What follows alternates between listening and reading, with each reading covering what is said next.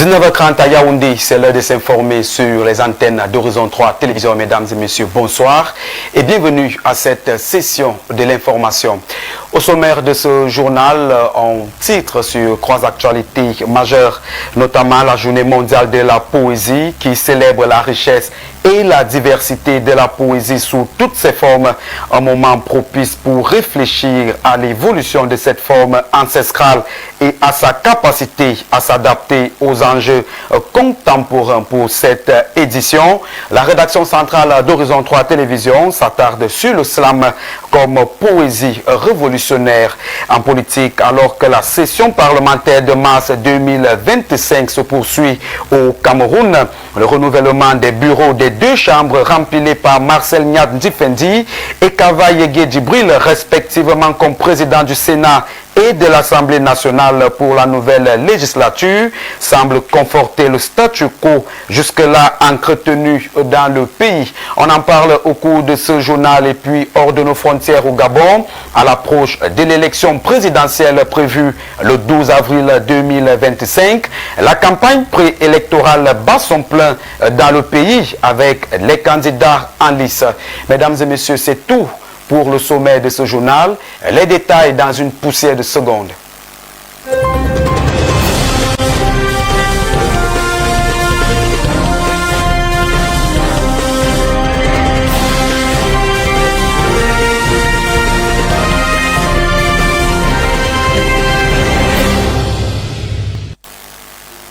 Merci de nous renouveler votre confiance dans le cadre du 19h30, mesdames et messieurs. Comme annoncé au sommaire de ce journal, ouvrons cette session d'information en parlant de la célébration de la journée mondiale de la poésie qui se célèbre ce 21 mars 2025. Une célébration qui intervient dans un contexte où la richesse et la diversité de la poésie sous toutes ses formes est d'ailleurs magnifiée. C'est un moment propice pour réfléchir à l'évolution de cette forme littéraire ancestrale et à sa capacité à s'adapter aux enjeux contemporains. Rosie Chombe pour le reportage. Il y a des mots comme soleil, des mots comme réveil, il y a des mots comme caresse, des mots comme tendresse, il y a des mots comme patience, des mots comme confiance, il y a des mots de cœur, des mots d'amour, des mots qui agressent, des mots qui blessent, des mots qu'on complote, des mots qu'on plante. La poésie, qui a longtemps été associée à des vers rigides et à des formes classiques, a su se réinventer avec des mouvements comme le slam, qui incarne une modernisation profonde de ce genre littéraire. Né dans les années 1980 aux États-Unis, le slam a rapidement gagné en popularité dans le monde entier. Il se distingue par sa dimension performative où les poètes, appelés slammeurs, déclament leurs textes devant un public dans un esprit de compétition. Mais loin d'être un simple concours, le slam est devenu un véritable espace de parole pour des voix souvent marginalisées, un moyen pour les poètes de s'exprimer librement sur des sujets aussi variés comme l'amour, l'identité, la politique ou encore les inégalités sociales. Le slam a ainsi permis de briser certaines barrières liées à la poésie traditionnelle. Il est accessible à tous, pas besoin d'un vocabulaire complexe ou de rimes savantes. Ce qui compte avant tout, c'est la performance, l'émotion et la sincérité qui se dégagent du texte. De plus, l'improvisation occupe une place importante, ce qui permet une grande liberté créative. Cependant, le slam n'a pas cherché à détruire la poésie classique, mais plutôt à en moderniser les codes. En s'inspirant de la tradition orale et des techniques de narration populaire, le slam s'enrichit des influences contemporaines comme le hip-hop, le théâtre ou la musique. C'est donc un genre hybride qui mêle des aspects de la poésie traditionnelle à l'énergie de la performance live. Le slam est donc devenu un outil puissant pour porter des messages sociaux et politiques tout en restant fidèle à l'essence poétique. La journée mondiale de la poésie est l'occasion idéale pour célébrer cette forme d'expression en constante évolution qui incarne la manière dont la poésie peut se moderniser tout en préservant son âme. C'est un pont entre passé et futur, entre tradition et innovation. Alors que la poésie classique continue de séduire les amateurs de vers raffinés, le slam ouvre la voie à une nouvelle génération de poètes qui, avec leurs mots et leur énergie, bousculent les codes et offrent une poésie vivante et engagée. Et surtout, il y a des mots comme paix, respect et tolérance. Le monde entier célèbre ce 21 mars 2025 la journée mondiale sur la sensibilisation de la trisomie 21 sous le thème « Ensemble, bâtissons un monde inclusif ». À cette occasion, focus sur cette maladie nous amène à mieux la comprendre avec vous, Mimi Rose Bindan.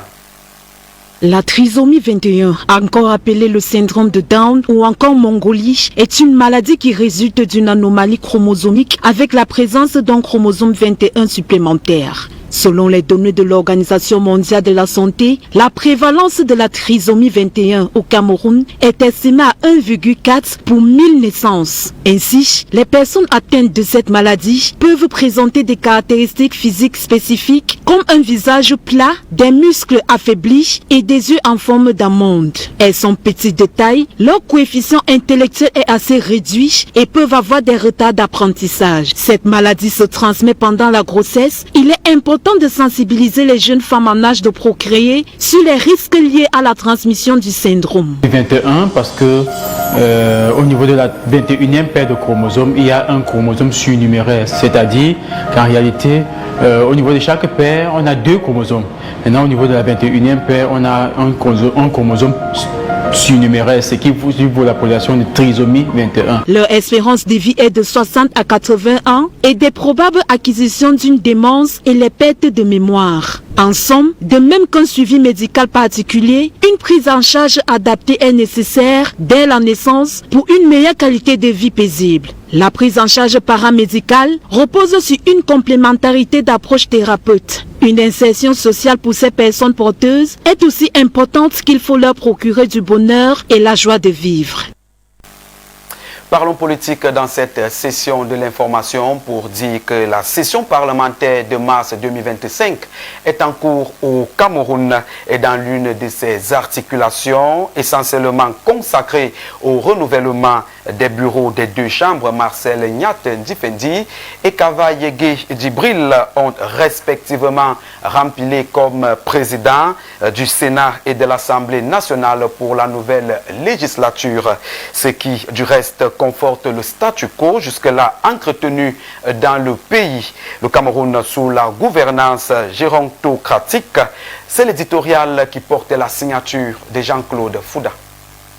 Les Camerounais s'apprêtent à vivre certainement avec le même faste le 24 mars au rythme des 40 ans du parti au pouvoir, le RDPC. Si le sempiternel rendez-vous étant attendu par quelques affidés et courtisans de Paul Biya, il est de moins en moins pour d'autres citoyens qui dissimulent à peine leur agacement face au corollaire de cette occasion qui très souvent connaît la paralysie du service public du fait de la désertion des bureaux par les fonctionnaires. Pour cette 40e bougie, la célébration s'annonce particulière à plusieurs titres. D'abord, parce qu'elle se tient au lendemain de la reconduction tacite au perchoir de Marcel Nyat Ndifendi au Sénat et Kava Yege Djibril à l'Assemblée nationale. Ceci au terme des scrutins cosmétiques soldés par des scores à la soviétique. Ensuite, parce que c'est une année charnière et délicate avec l'élection présidentielle d'octobre prochain. Pour certains observateurs politiques, il en ressort que le sommet de l'État présente un triptyque gouvernant de vieillards avec par ordre d'importance protocolaire le chef de l'État Paul Biya, 92 ans, première personnalité du pays. Marcel Nyat Ndifendi, président du Sénat, 90 ans, deuxième personnalité. Et Kava Yege Djibril, président de l'Assemblée nationale, 85 ans, troisième personnalité. Au regard de ce qui précède, il y a lieu d'arguer que ce n'est ni plus ni moins que le reflet d'une gouvernance gérontocratique avec pour conséquence immédiate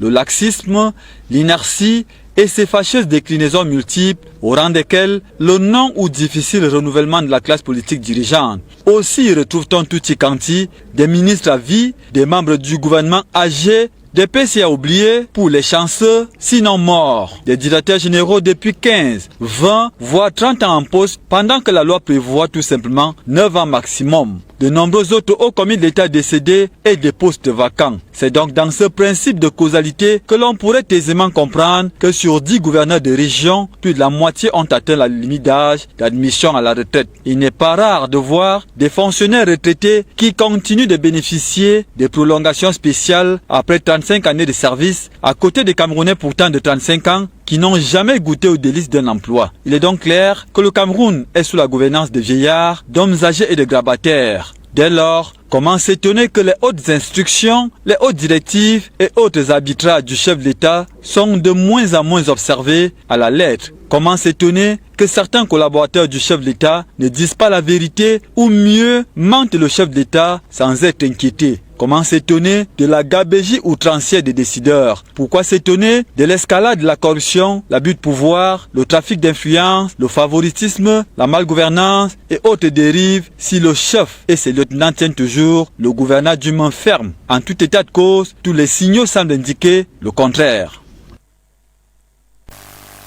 Et à quelques mois de l'élection présidentielle prévue au mois d'octobre prochain au Cameroun, plusieurs candidatures indépendantes voient le jour. Carole Mbakot, femme politique, affûte désormais ses âmes et se présente comme celle-là qui propose sa vision pour le développement du Cameroun. Yvan Ameni est allé à sa rencontre. Voici son reportage. Carole Mbakot, femme politique camerounaise, présente ses motivations dans la course à la présidentielle d'octobre prochain. Le climat socio-économique et culturel, politique même du Cameroun abruti, puisqu'il n'élève et il affame plus qu'il n'enrichit. Donc il faudra repenser le développement économique, le développement social, le développement politique, le développement culturel pour permettre aux Camerounais de s'épanouir. L'ancienne journaliste et aujourd'hui femme politique ne reste pas indifférente devant la situation préoccupante de l'insalubrité dans le pays. Pour y faire face, elle propose le projet Paradis National. À l'époque, on sentait déjà que les poubelles sont en train de gronder fort. C'est pas aujourd'hui. En 2015, 2025, c'est 10 ans. Alors je propose donc Paradis National, qui était le nom du projet, pour nous permettre de puiser encore des richesses qui se trouvent dans nos immondices. Il y a plusieurs milliards qu'on peut sortir de nos poubelles. Il y a des recyclages qui peuvent nous aider. Le recyclage des bouteilles plastiques, le recyclage des ordures ménagères, le recyclage des ordures mécaniques. La montée en puissance du tribalisme et des discours haineux continue de faire mouche dans le pays, des actes pourtant réprimés par la législation camerounaise. On peut bien voir que les Camerounais inter-échangent quand ça concerne le commerce, l'agriculture et tout ce qui va avec, mais on veut leur faire croire qu'ils ne peuvent pas inter-échanger quand il concerne la gestion du pays. Moi, je trouve que c'est malsain. Je trouve que c'est méchant, mais je trouve aussi que c'est capitaliste. Candidate indépendante, Carole Mbakot reste optimiste face aux multiples conditions à remplir pour candidater à l'élection présidentielle. Oui, je suis candidate indépendante, mais ça ne m'empêche pas d'avoir des tractations avec des partis qui peuvent investir à la présidentielle 2025. D'ailleurs, nous y sommes. Si on dit qu'il faut 300 signatures pour qu'un candidat accède au pouvoir, du moins ose se présenter à une élection présidentielle, on fera ce qu'il faut pour que cela soit légal. Les inscriptions sur les listes électorales se poursuivent dans le triangle national et plusieurs candidats se profilent déjà devant le peuple camerounais. À 19h passé de 44 minutes dans ce studio, parlons culture dans cette session de l'information. Ce week-end à Yaoundé, explorer un programme culturel captivant avec le Yamex, un festival musical, des projections cinématographiques excitantes et la prestation de Manibela, une immersion dans la musique, le cinéma et l'innovation technologique vous attendent le tout détaillé dans la fiche culturelle qui porte la signature de David Etamé.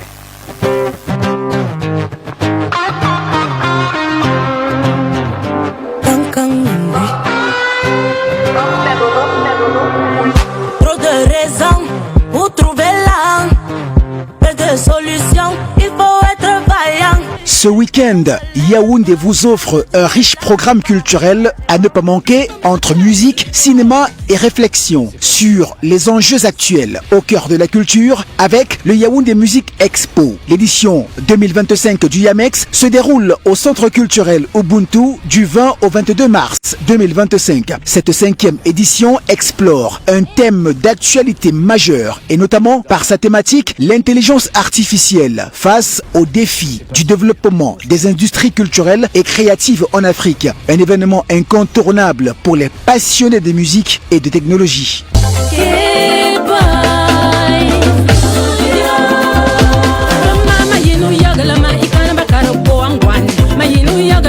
Dans l'agenda des grands rendez-vous du week-end, retrouvez l'artiste Manibela au cœur du festival Cœur de l'Art. La talentueuse chanteuse de Bikutsi se produira ce soir au cours de ce grand rendez-vous du côté de N'Djamena au Tchad. Et la star camerounaise promet une prestation scénique pleine d'énergie et de passion.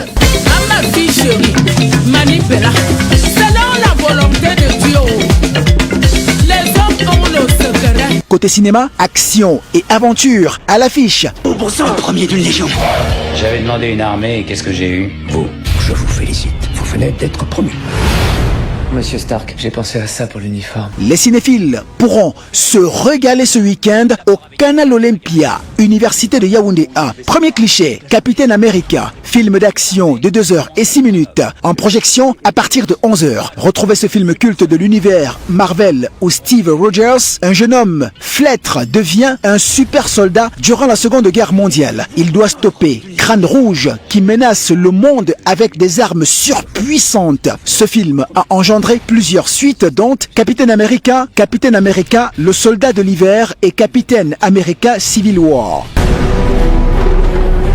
Miroir magique au mur, qui a beauté parfaite et pure? Ma reine, tu es d'une beauté. Également en projection ce week-end, Blanche-Neige, film aventure d'1h49 sur le grand écran du Canal Olympia, Université de Yaoundé 1 à partir de 14h. Découvrez cette version magique de Blanche-Neige où un roi et une reine survivent à une tempête et élèvent leur fille pour en faire une héritière digne de leur royaume. Le drame éclate lorsque la nouvelle reine dévoile sa nature cruelle et vaniteuse. Un film qui vous permettra de passer des bons moments. À coup sûr, ce week-end, également à retrouver dans la programmation du Canal Olympia Université de Yaoundé 1, le film camerounais Un agent trop secret. C'est ce qu'on va voir. Celui qui check ce document est le véritable propriétaire du pays. On se fait voler. Vous allez me retrouver ce titre foncier, sinon c'est la porte pour vous. Projection ce dimanche à partir de 15h. Assistez à la diffusion de cette production locale. Un film camerounais qui met en lumière des acteurs bien connus de la scène cinématographique nationale. Suspense et émotion seront au rendez-vous. Ce week-end à Yaoundé est une véritable immersion dans la culture. Que vous soyez passionné par des innovations technologiques ou un amateur de films d'action et d'aventure, vous trouverez de quoi satisfaire vos envies. Profitez bien de ces rendez-vous culturels et bon week-end. Après le boulot, tu vas manger Mr. Mix. L'affiche du week-end qui portait donc la signature de David Etamé. Hors de nos frontières à présent au Gabon, l'élection présidentielle approche à grands pas. Le 12 avril 2025, les citoyens gabonais sont appelés à aller voter. Mais avant, la campagne préélectorale continue de battre son plein sur le territoire. Et puis au Zimbabwe, la grande première pour l'Afrique, Karti Kovenstrait, élue présidente du comité international olympique le 20 mars 2025 en Grèce. Et au Soudan, le Tchad et l'Arabie saoudite unissent leurs forces pour la paix au Soudan face à l'escalade des violences qui sévissent dans le pays. C'est tant d'informations qui nous mènent tout droit vers la mouture internationale qui porte la signature de Brenda Sa. Au Gabon, l'élection présidentielle prévue le 12 avril 2025 va se jouer entre 4 candidats, dont l'ancien général de brigade porté au pouvoir depuis août 2023, Brice Clotaire Olengi Nguema, l'ancien premier ministre Claude Billy-Binzié, Stéphane Germain Loko et Joseph Lapensé Ezingone. La pré-campagne bat son plein dans le pays. Le président de la transition, Brice Clotaire Olengi Nguema, est déjà sur le terrain, multiplie les annonces de chantiers majeurs au Gabon. Plusieurs associations émergent grâce à lui. Jean Ping décide de soutenir la candidature de Brice Olengi Nguema à moins d'un mois de l'élection présidentielle gabonaise. Pendant ce temps, Billy-Binzié affine sa stratégie économique, tandis que d'autres candidats comme Stéphane Germain Loko travaillent avec son parti politique pour une meilleure stratégie. En attendant le 12 avril prochain, les populations gabonaises reste concentrée sur les différents projets des candidats.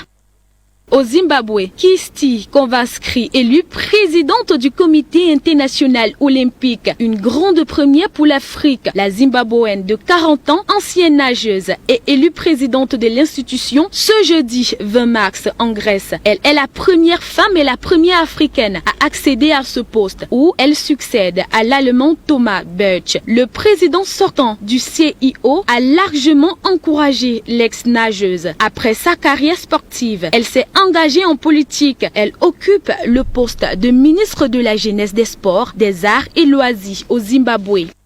Au Soudan, le Tchad et l'Arabie Saoudite renforcent la coopération diplomatique en vue d'obtenir un cessez-le-feu au Soudan et de favoriser une solution négociée. D'importantes discussions ont eu lieu le jeudi 20 mars à Amdjaras à la faveur d'une audience accordée par le président de la République et au vice-ministre des Affaires étrangères du Royaume d'Arabie Saoudite. Une rencontre diplomatique qui s'inscrit dans une dynamique de médiation visant à instaurer un cessez-le-feu dans le pays. Le Tchad et l'Arabie Saoudite intensifient les efforts pour désamorcer la crise qui sévit au Soudan. Et parlons sport au bas de cette session de l'information pour signaler que la Fédération camerounaise de billard a procédé au lancement de sa saison sportive 2025. C'était hier du côté du quartier Mvan à Yaoundé. Plus de précision dans cet élément. C'est devant ce grand public curieux de découvrir les règles du billard pour la plupart que s'est effectué le lancement officiel de la saison sportive 2025 de la Fédération camerounaise de billard devant les regards vigilants du représentant du ministre des Sports et de l'Éducation physique et du président de cette fédération. Une nouvelle saison qui s'annonce très riche au regard des compétitions de billard en perspective. Le Cameroun organise pour la première fois un tournoi mondial. Dans le football, ce serait l'équivalent de la Coupe du Monde. Le Cameroun organise au début du mois de juillet, où on attend 150 athlètes étrangers de tous les continents et ce sera au Palais des Sports. Nous allons peaufiner l'organisation et les dates avec le ministère pour avoir une communication beaucoup plus officielle. Mais derrière ça, on voudrait dans toutes les 10 régions du Cameroun apporter vraiment une nouvelle dynamique, une nouvelle énergie pour que toutes les personnes qui rêvent, qui pensent billard, qui sont passionnées du billard, puissent faire que le Cameroun rayonne aussi avec le billard, pas seulement avec le football. Une cérémonie marquée par des prestations artistiques.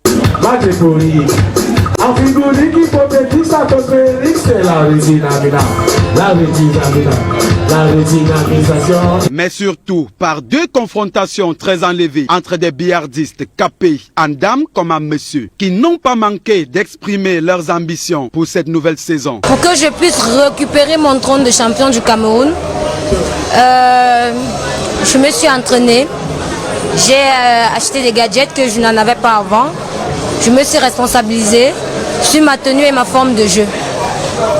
Donc maintenant je sais déjà comment gérer soit ma pression, soit mes coups de rature sans toutefois paniquer et me plier à ça.